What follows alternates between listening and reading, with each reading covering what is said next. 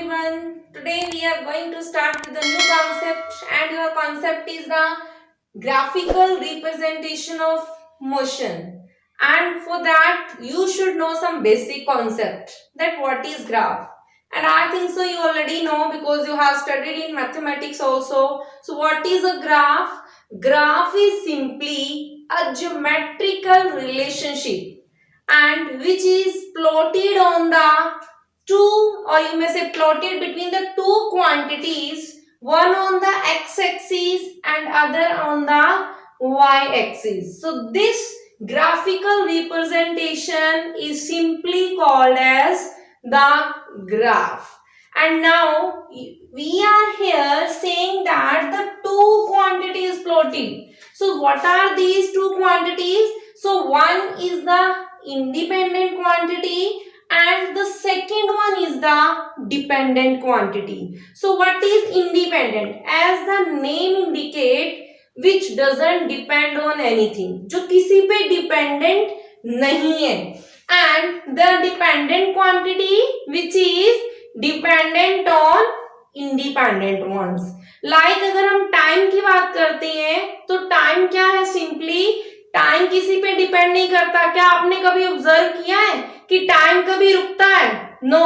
आप क्या करते हो? Suppose in a cricket match, number of runs played, number of runs scored and number of over played. तो जो ओवर प्लेड है, over played are the independent quantity, while the number of runs scored, they are dependent on overplayed, so they are considered as the dependent quantity. So is it okay?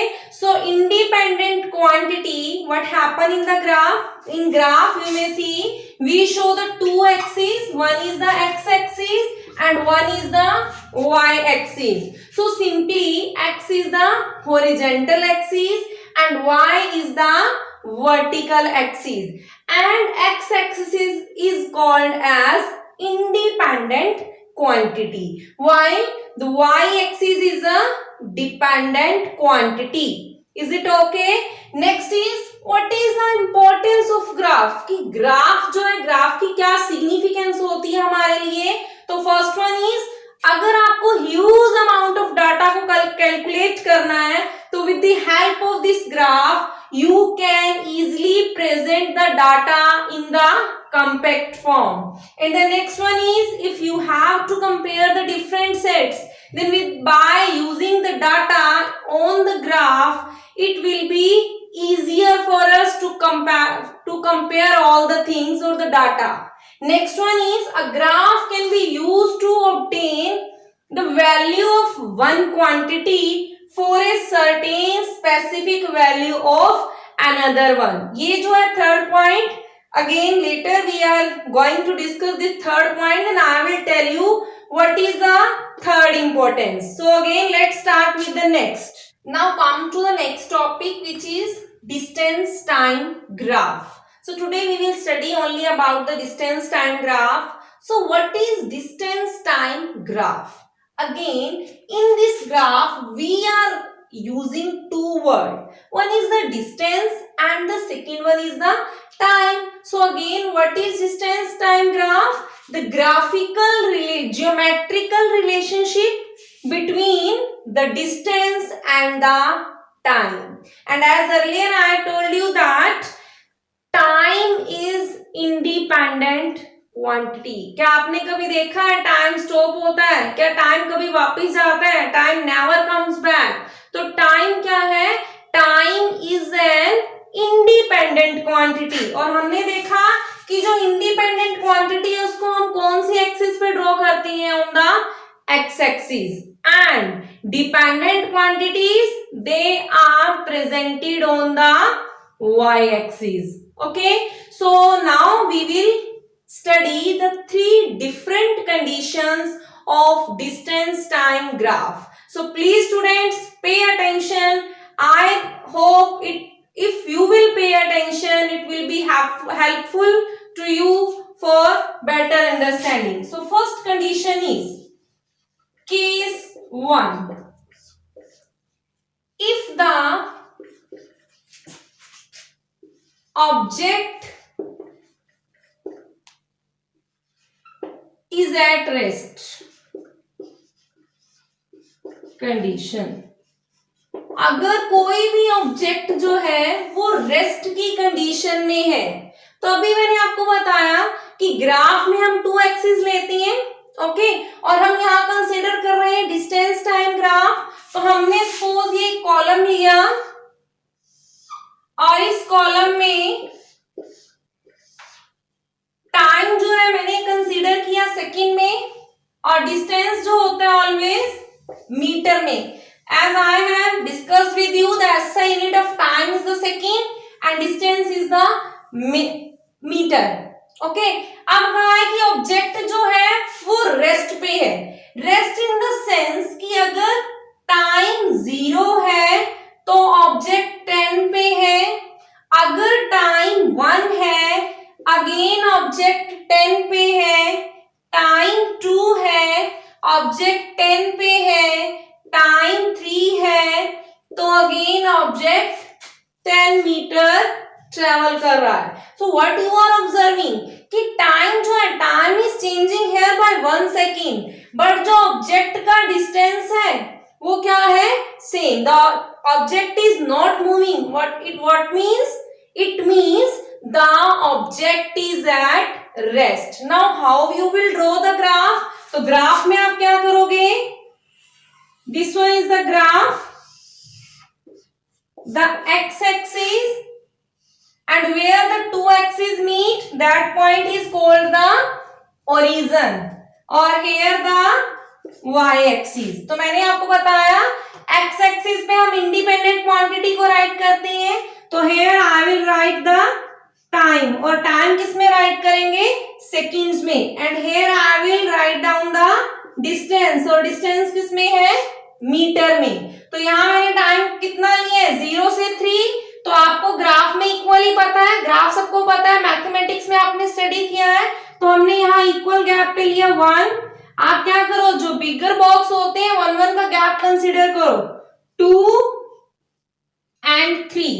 तो हमने कहा कि अगर time 0 second है तो object ने कितना distance travel किया, तो यहां मैं डिस्टेंस को लूंगी। सपोज मैंने डिस्टेंस लिया 10, 20, 30 एंड 40।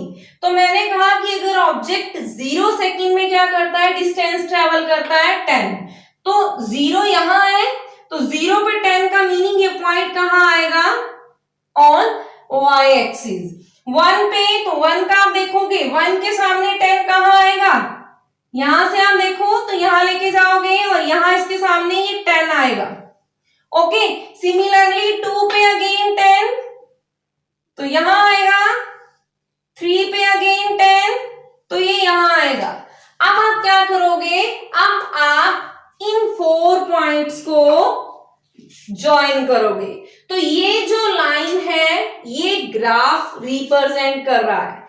अब इस ग्राफ से आप क्या कंक्लूजन निकालते हो कि ग्राफ का जो नेचर है, फर्स्ट वन कंक्लूजन क्या आप निकालते हो, first conclusion is the nature of the graph.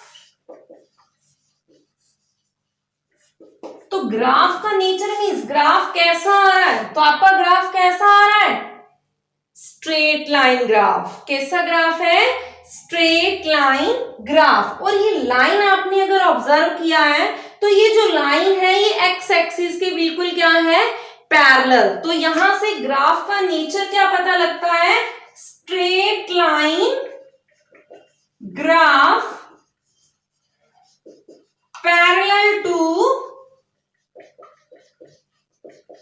X axis.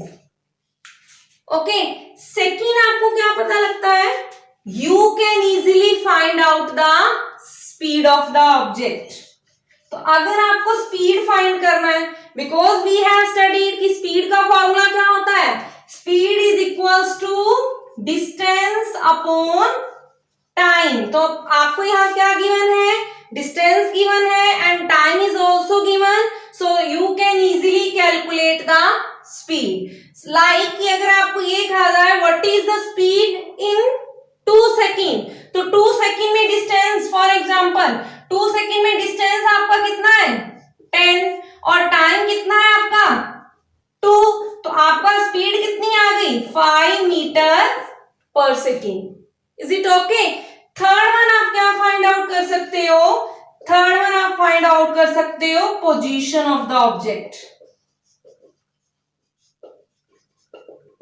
अगर आपको ये कहा जाए कि 1.5 पे ऑब्जेक्ट की पोजीशन क्या होगी, तो आप क्या करोगे? आपने ग्राफ ड्रॉ कर रखा है, आप 1.5 यहां है, यहां से परपेंडिकुलर ड्रॉ करोगे और वो परपेंडिकुलर लाइन को, इस ग्राफ वाली लाइन को जिस पॉइंट पे टच करता है उसके सामने वाली जो वैल्यू होगी that will be the answer. Suppose मैंने ये आपको कहा कि 2.5 पे 2.5 से एक लाइन ड्रॉ की गई, तो 2.5 पे अगेन ये वैल्यू सेम आ रही है, तो in this way you can easily find out the position of the object at any instant. किसी भी मोमेंट पे आप ऑब्जेक्ट की पोजीशन को फाइंड आउट कर सकते हो। So how you can find out?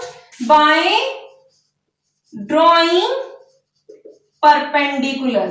तो परपेंडिकुलर जहां ज्वाइन करेगा तो जिस सामने y एक्सिस पे जो वैल्यू होगी that will be the answer. तो ये तो हमने केस किया है first study. Now comes to the case second.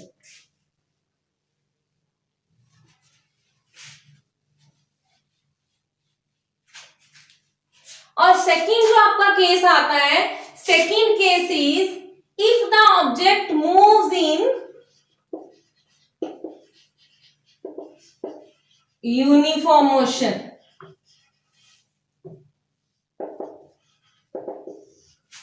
तो यूनिफॉर्म मोशन मैंने आपको बताया था कि इक्वल डिस्टेंस होगा but in equal intervals of time. Okay, तो इक्वल केस सेकंड है आपका ये, तो इक्वल इंटरवल कैसे होगा? Again I am drawing this box, condition is same. हम ड्रॉ कौन सा ग्राफ कर रहे हैं? Distance time graph. तो टाइम है सेकेंड्स में, डिस्टेंस है मीटर में।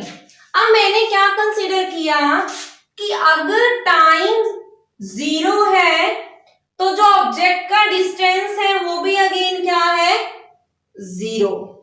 अगर टाइम 1 सेकेंड है तो ऑब्जेक्ट ने डिस्टेंस से ट्रेवल किया 10 मीटर। अगर 2 है तो 20 मीटर, 3 है तो 30 मीटर।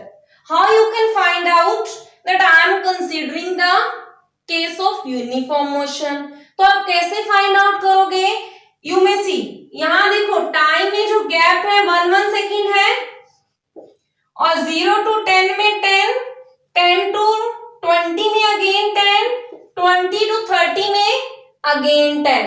तो यहां से क्या क्लियर हुआ कि यूनिफॉर्म मोशन में हम क्या कहते हैं? If the object covers equal distance in equal intervals of time. तो आप इसको इस वे से करके देख सकते हो। तो ये आपका एग्जांपल होगा यूनिफॉर्म मोशन का। अब यूनिफॉर्म मोशन की अगर हम बात करते हैं तो इसमें भी 2 कंडीशंस आती हैं। ओके, अब मैंने एक तो यहां लिखा कि 0 पे 0 है, तो मींस क्या है? फर्स्ट केस जो है, first condition, the object is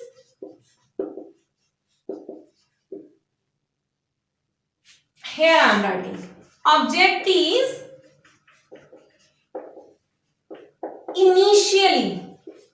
initially word, initial का मतलब होता है स्टार्टिंग से ही, शुरुआत से ही क्या है? इनिशियली एट रेस्ट मींस क्या है?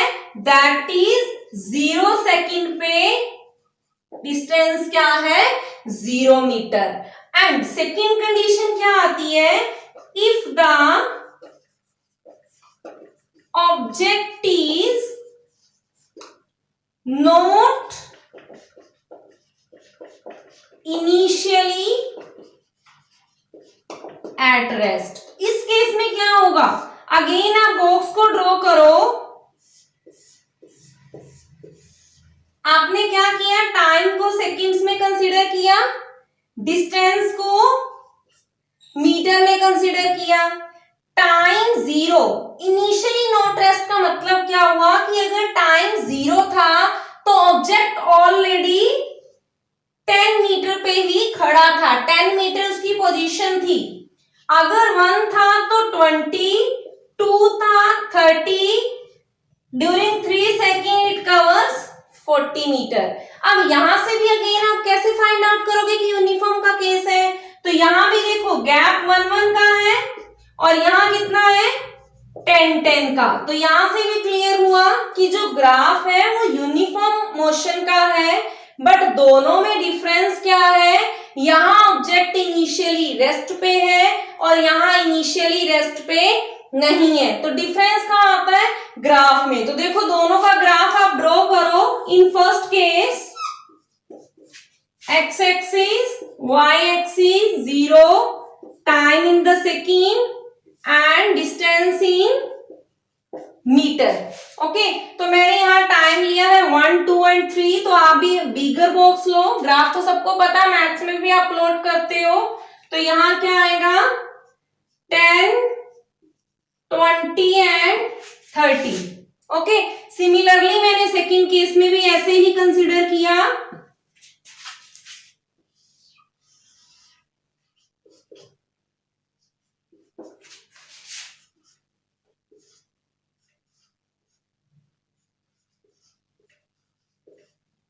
सॉरी, टाइम हमने 1, 2, 3 सेकेंड लिया है, तो प्लीज डू इट केयरफुली। तो यहां हमने कंसीडर किया था टाइम को और यहां किसको कंसीडर किया था? डिस्टेंस को। So now see how we will plot the graph. अगर टाइम 0 है तो ऑब्जेक्ट 0 पे था, तो इसका फर्स्ट पॉइंट यहां आएगा। अगर टाइम 1 सेकेंड है तो ऑब्जेक्ट ने कितना ट्रेवल किया?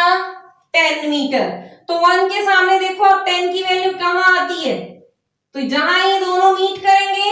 सिमिलरली आप क्या करोगे? 2 पे 20, 3 पे 30।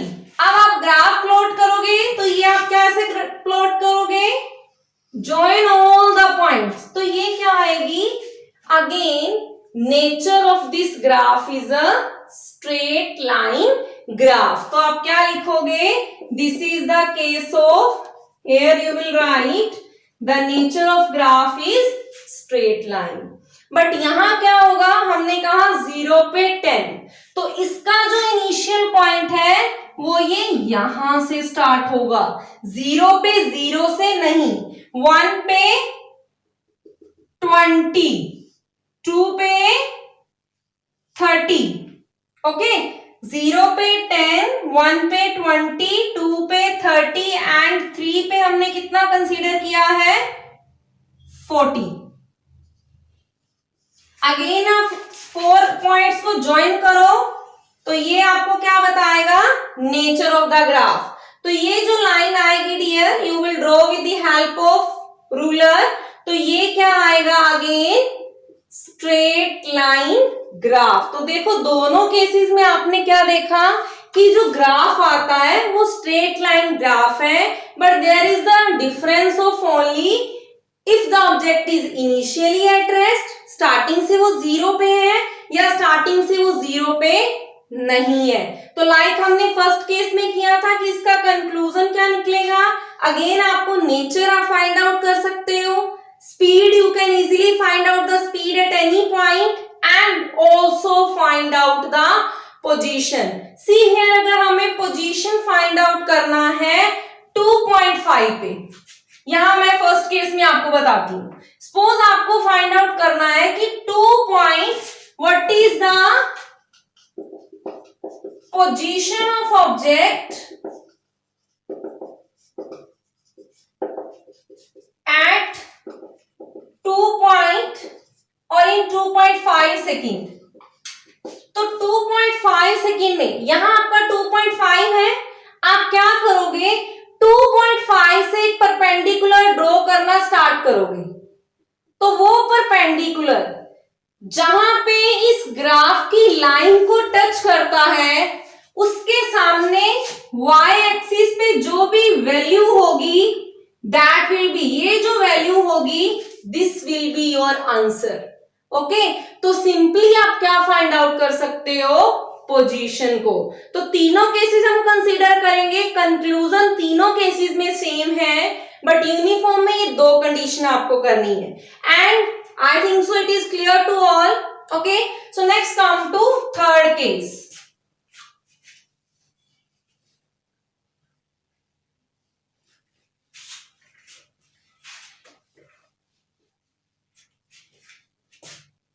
So your third case is, if the object moves in non-uniform motion.